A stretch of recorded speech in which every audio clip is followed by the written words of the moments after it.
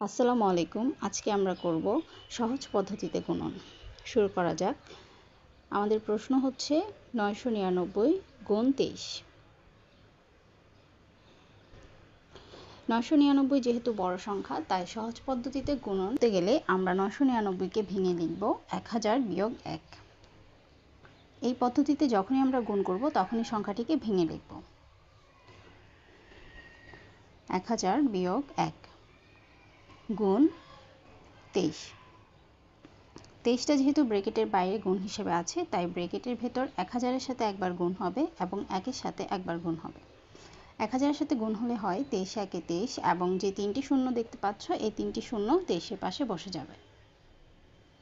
বিয়োগ 1-এর সাথে গুণ হয়ে হবে 23। 23000 থেকে এবার আমরা 23 বিয়োগ দিব। 23000 থেকে যদি 23 বিয়োগ দিই আমাদের উত্তর আসে 22977। এবার এই উত্তরটি সঠিক কিনা সেটা যাচাইয়ের জন্য আমরা সাধারণত যে পদ্ধতিতে গুণ করে থাকি সেটি করে একবার দেখে নিব।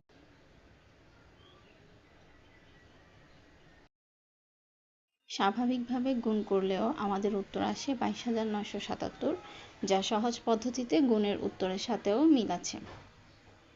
ধন্যবাদ সবাইকে।